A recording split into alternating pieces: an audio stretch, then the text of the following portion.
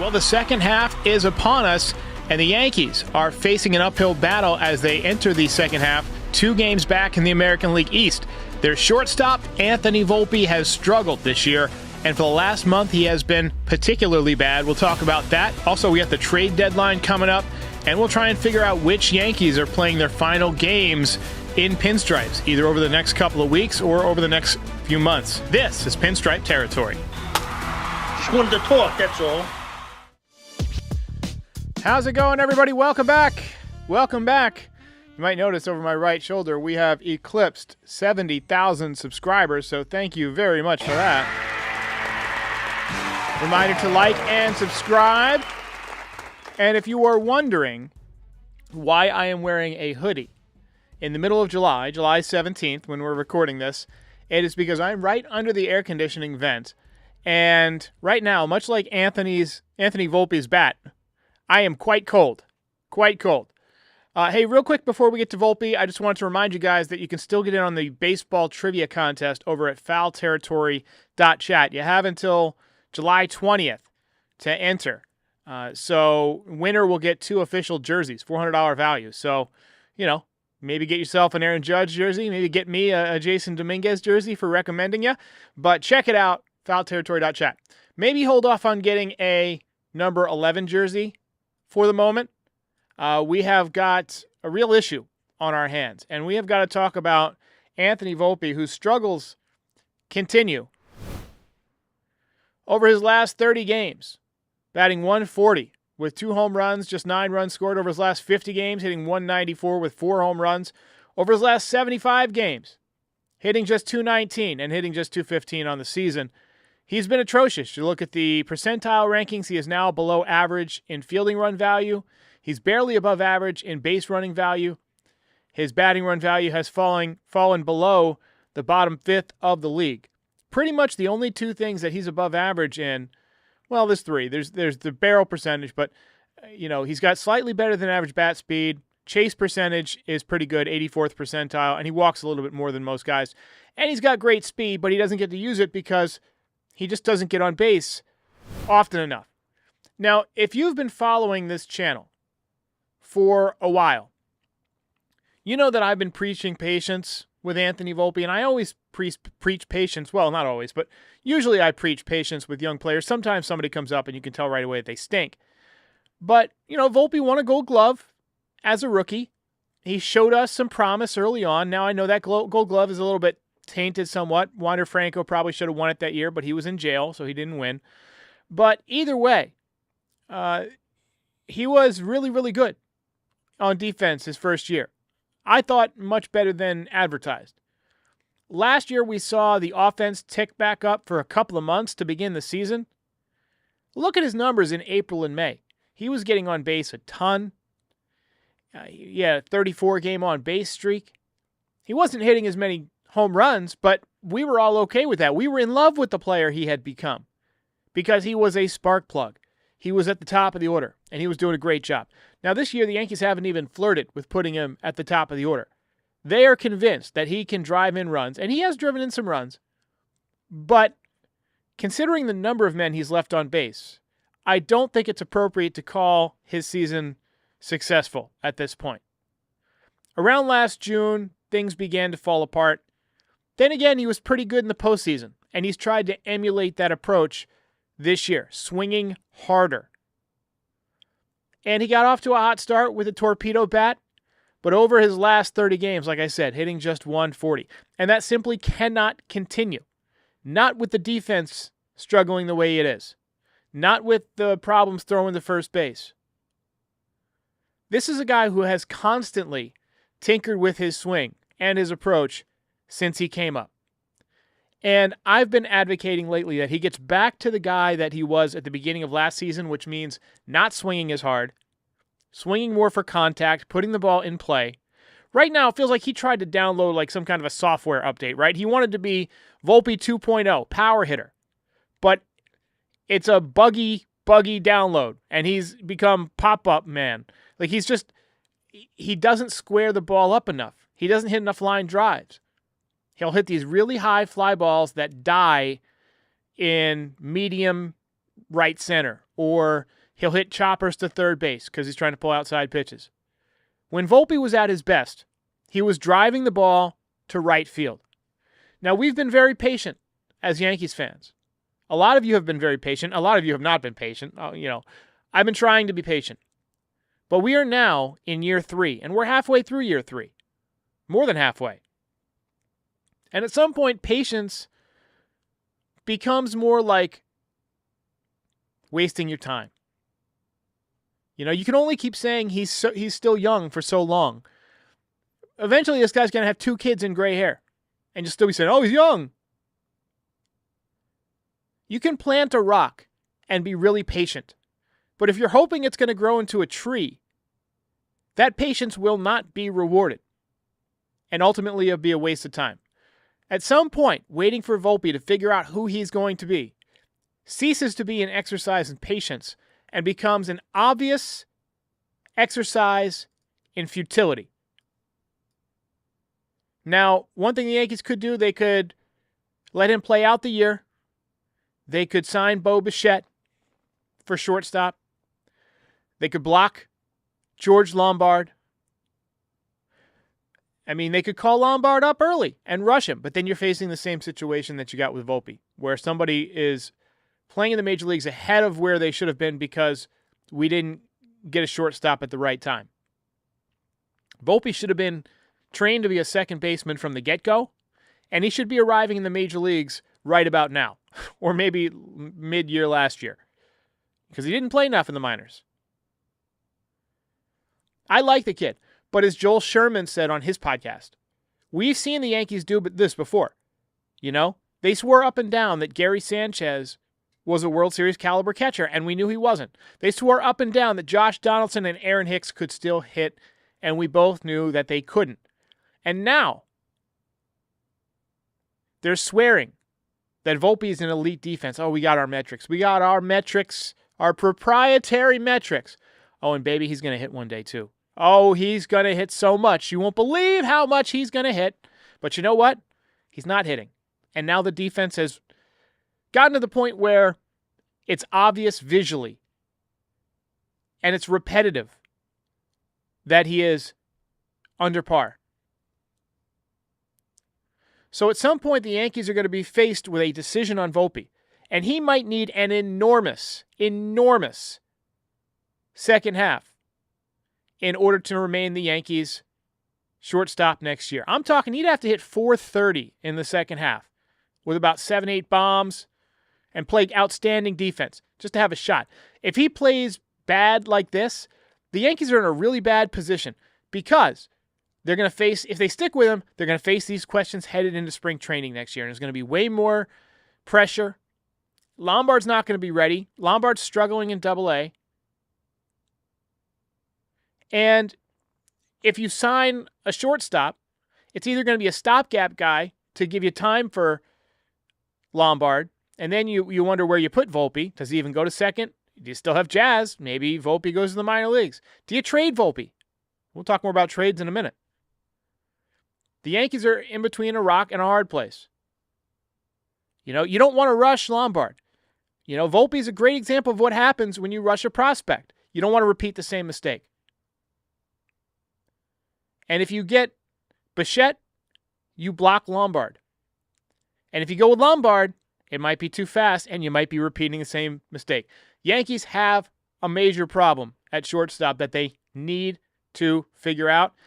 And basically, I think Volpe needs to go back to being a slap hitter, the guy he was at the beginning of the last year. I don't know if you guys caught this, but A-Rod had a take on Volpe where he was talking about the way Volpe hits, and A-Rod basically said, yeah, Volpe needs to level out his swing and just try and hit for contact. And you know what? Say what you want about A-Rod's career and steroids and all that stuff, but A-Rod knows what he's talking about when it comes to hitting. The man was a phenomenal hitter, phenomenal baseball player. I trust him. And when he says Volpe needs to shorten up his swing, become a contact hitter, I'm aligned with it. Now, I hope Volpe has a good second half, but my optimism is fading. Now, there's been a lot of talk recently about the trade deadline there's been some notable people saying that they expect the Yankees to do something big. John Heyman, one of those. And he basically said the Yankees are looking to make some big moves. And Cashman said they're going to go to town. So I wanted to kind of take a look and see who's available here. These are all names that were brought up by Jeff Passan as players who could be traded over the next couple of weeks. Yankees have been linked to Merrill Kelly and Zach Gallen and Eugenio Suarez, all members of the Diamondbacks. Kelly and Gallen, two arms that could definitely help the rotation, will not be cheap. A lot of teams are going to want pitching. And Eugenio Suarez seems like a good fit in terms of a bat for third, but not a good defender, right? I mean, do you just say basically screw it, right? Do you basically say, all right, we're going to deal with bad defense at third base this year and just hope the guy hits a big home run in the playoffs? Is that the solution? Maybe. Maybe it is. I like Suarez as a hitter.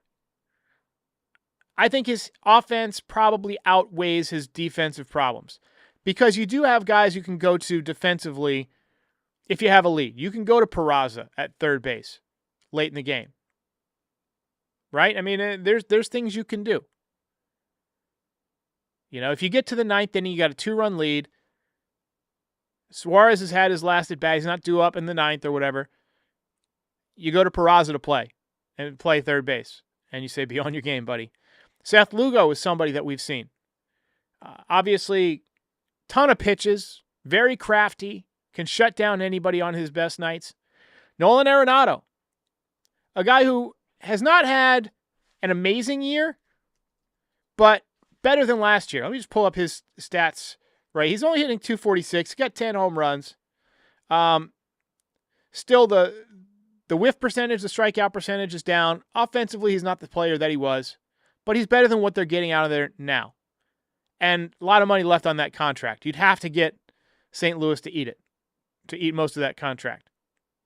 Or you'd have to work out something where they take one of our big contracts, maybe Stroman and something else. Ryan Helsley, another guy who has been mentioned. Lights out reliever. Emmanuel Clase, our guy TK, who's going to be on tomorrow. That's his pick. I love Clase as a pitcher. I think he'll do better in the postseason with the Yankees because he won't have to face the Yankees. Ryan McMahon, another guy who's getting talked about, been talked about for years. Third baseman with the Rockies. Not having a great year, but been better lately. I'm going to pull up his StatCast numbers as well. He's only hitting .212, 13 home runs. Great defense.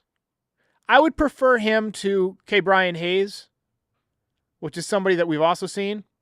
Hayes also not having a great year, but more of a defense-first guy. But McMahon, at least a lefty in Yankee Stadium, maybe you inject him into a pennant race.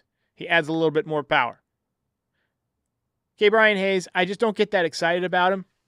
I'm going to pull up his StatCast numbers right now just so you can see. He's a guy that has always had potential. Hitting .238, 2 home runs, no power whatsoever, really.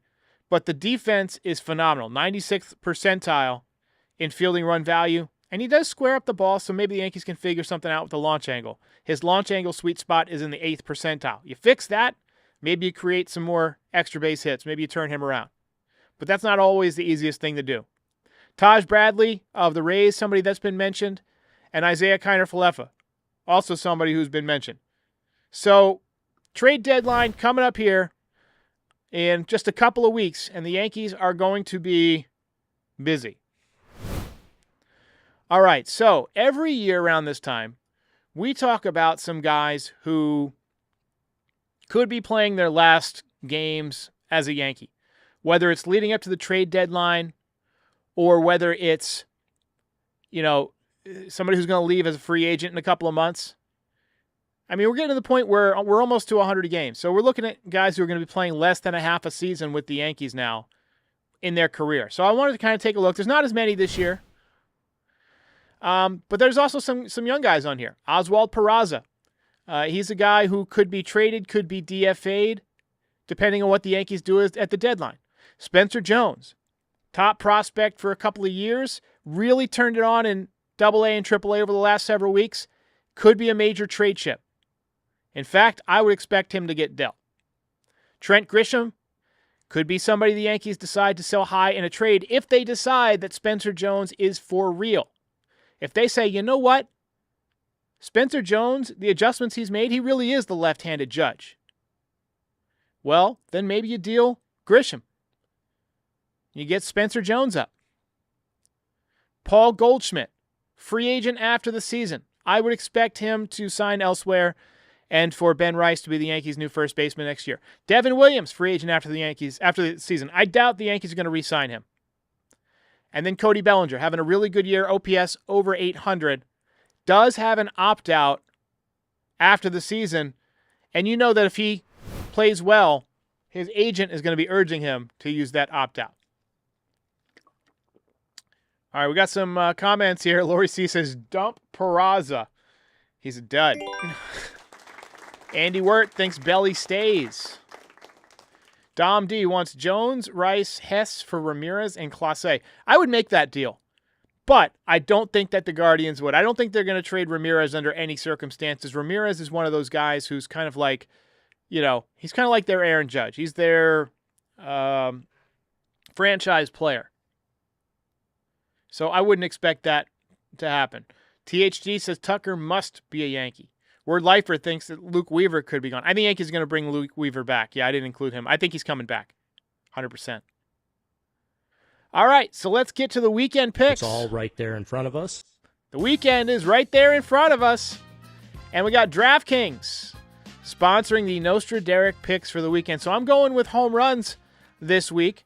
I've got 2 home runs for Aaron Judge, who has 35. Man, I would have loved to have seen him finish out the home run swing-off to end the All-Star game, or to even play in the home run derby, but I also kind of agree with him not playing in the home run derby for the same reason that I didn't want Jazz Chisholm in the home run derby, is I don't want them messing up their swing. The season is way too important, and last time that Judge did a home run derby, he played like doo-doo in the second half. So I expect that he'll maybe do that towards the end of his career if the Yankees are having a bad year or something. I mean, it's free $1 million for him, but I wouldn't expect him to do it anytime soon. Maybe if they go to Yankee Stadium, if there's an All-Star game at Yankee Stadium at some point. But I'm calling 2 home runs for him in Atlanta. I think he's rested. He's been in Atlanta. You had the All-Star game there. He didn't have to leave. He's just been vacationing in Atlanta the last few days. He's going to come back rested, no travel, feeling good. And I think he's going to hit a couple of home runs, maybe even a couple of home runs tomorrow night, but definitely a couple over the weekend.